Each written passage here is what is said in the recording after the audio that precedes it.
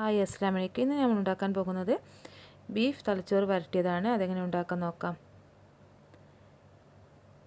അതിനുവേണ്ടി ഞാൻ ഇവിടെ ഒരു ബീഫിൻ്റെ തലച്ചോറാണ് എടുത്തിരിക്കുന്നത്. അത് ക്ലീൻ ചെയ്ത് കഴുകി വൃത്തിയാക്കി വെച്ചതാണിത്.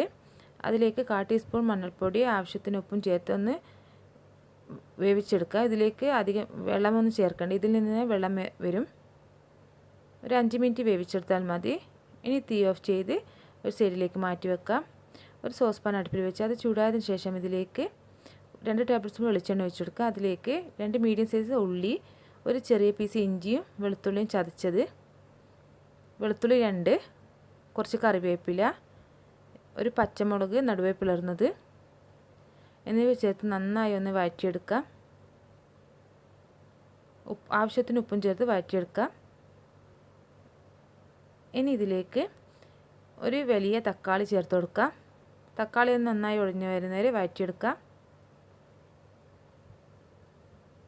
ഇതിലേക്ക് എരിവിന് കുരുമുളക് പൊടിയാണ് കൂടുതൽ ചേർക്കുന്നത്.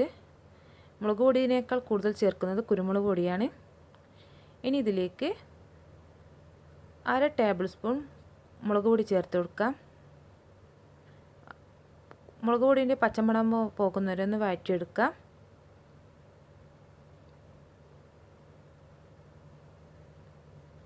ഇനി ഇതിലേക്ക് നേരത്തെ വേവിച്ച് വെച്ചിരിക്കുന്ന തലച്ചോറ് ഇട്ട് കൊടുക്കാം.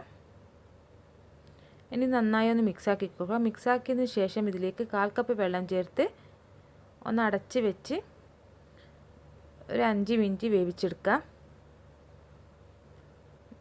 തലച്ചോറും വെള്ളമെല്ലാം ഒന്ന് മിക്സ് ആവണം, മസാലയെല്ലാം മിക്സ് ആകണം. ഇനി ഇതിലേക്ക് 1/2 ടേബിൾ സ്പൂൺ കുരുമുളക് പൊടി ചേർത്ത് കൊടുക്കാം. നിങ്ങളെ എരിവിനനുസരിച്ച് ചേർത്ത് കൊടുക്കാം. കുറച്ച് മല്ലിയിലയും ചേർത്ത് നന്നായി ഒന്ന് മിക്സാക്കി കൊടുക്കാം. അങ്ങനെ നമ്മുടെ തലച്ചോറ് കറി ഇവിടെ റെഡി ആയിട്ടുണ്ട്. ഇനി തീ ഓഫ് ചെയ്യാം. എല്ലാവരും ട്രൈ ചെയ്ത് നോക്കണം. ഈ വീഡിയോ ഇഷ്ടമായി ലൈക്ക് ചെയ്യാൻ, ഷെയർ ചെയ്യാൻ മറക്കരുത്.